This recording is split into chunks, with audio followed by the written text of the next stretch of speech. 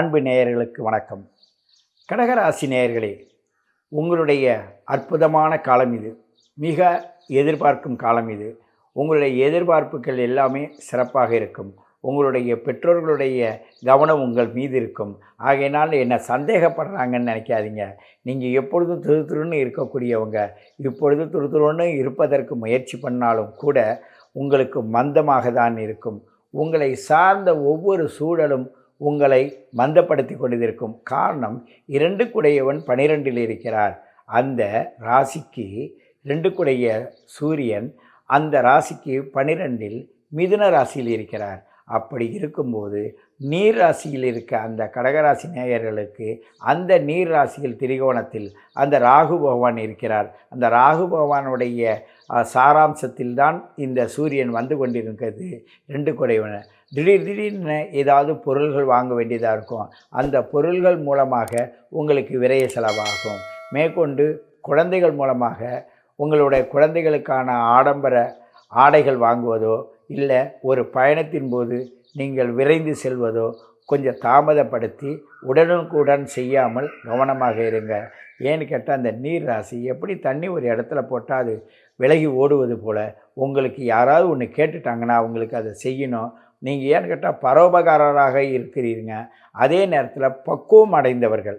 எப்பொழுதுமே இந்த கடகராசி நேயர்கள் மட்டும் எப்பொழுதுன்னா பக்குவம் அடைந்தார்கள். அந்த இடத்துல ஏன்னு கேட்டால் பூமிகாரகனான செவ்வாய் அங்கே நீச்சம் அடைகிறார். அதே நேரத்தில் பொருளாதாரத்துக்குடைய குரு பகவானும் புத்திரகாரகனும் ஆசி வழங்கக்கூடியவனும் அவர் அங்கே உச்சமடைகிறார்.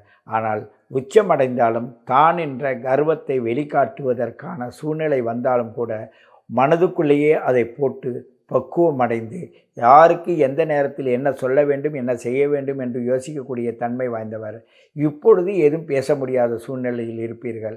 காரணம் என்றால் அந்த குரு பகவான் 11இல் பாதகஸ்தானத்தில் இருக்குது.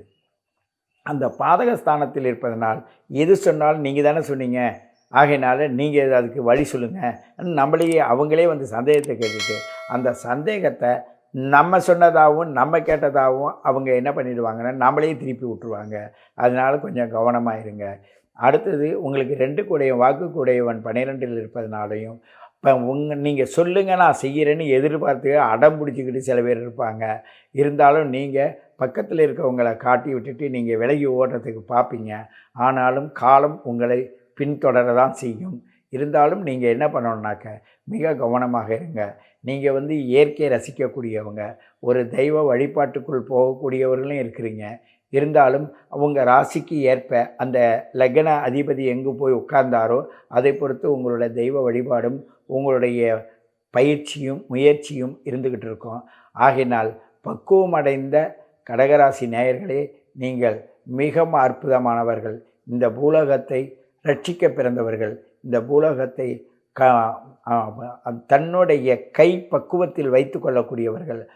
ஒருவர் சொல்லிவிட்டால் இல்லை ஒருவருக்கு சொல்லிக்கொண்டே இருக்கிறார் என்றால் அதனுடைய நுட்பத்தை உணர்ந்து அந்த இடத்தில் உள்ள உங்கள் அறிவை தெளிவுபடுத்தி கொள்ளக்கூடியவர்கள். அப்படிப்பட்ட கடகராசி நேயர்களுக்கு இந்த மாதம் சற்று பலன் அதிகம் என்று சொல்ல முடியாது, குறைவு என்று சொல்ல முடியாது. அந்த நிலையில்தான் கலந்த நிலையில் இருக்கும். ஆனாலும் எவ்வளவு வந்தாலும் அலைச்சல், முயற்சி, அடுத்தது அடுத்தவர்களுக்காக செய்கின்ற அந்த சூழல், இதில்தான் உங்களுடைய வரவு செலவு இருக்கும் என்பதை நாம் உணர வேண்டும். மேலும் நம்மளுடைய மனப்பக்குவம் தேவை. இந்த இடத்தில் நீங்கள் ஒன்று தெரிஞ்சுக்கணும், மனதில் அதிக தேக்கம் வைக்காதீங்க. மனம் இறுகக்கூடாது. மனம் இறுகினாலோ அதிக தேக்கம் இருந்தாலோ உங்களுடைய ராஜ உறுப்புகளாகிய உள் உறுப்புகளில் பாதிப்பு ஏற்படும். ஆகினால் கவனமாக இருங்க. உங்களை சார்ந்தவர்கள் உங்களுக்கு நல்ல ஒரு உயர்வான நிலையில் பேசுவார்கள். பேசினாலும் நீங்கள் உடனுக்குடன் ஒருவரை பற்றி புரிந்து கொள்ளும் தன்மை வாய்ந்தவர்கள். நீங்கள் எப்பொழுதுமே நிறைய விஷயங்களை உள்வாங்கி வச்சுருப்பீங்க. அது அவ்வளோ சீக்கிரத்தில் வெளிக்காட்ட மாட்டீங்க. யாருக்காவது எப்பொழுதாவது பயன்படுன்னு வச்சுருப்பீங்க. எல்லோருக்கும் பயன்படுகின்ற ஒரு சூழலை தான் நீங்கள் உருவாக்குவீங்களே தவிர நீங்கள் போய் இன்னொருத்தட்டை நிற்க மாட்டீங்க. அப்படிப்பட்ட நல்ல ஒரு குணம் படைத்த எல்லாத்தையும் ஆலோசிக்கக்கூடிய தன்மை வாய்ந்தவர்கள். ஏனென்றால் அந்த சந்திரன் 27 நாளில் ஒரு சுற்றி வரும். எல்லா நட்சத்திரங்களையும் அது கலந்து பார்த்து வரும்.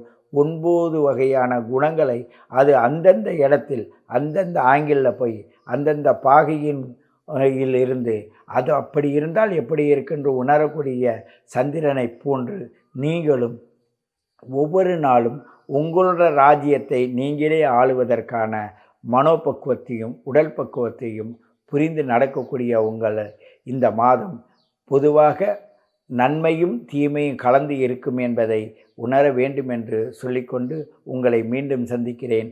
உங்கள் சித்தயோகி பேரம்பளவாணன்.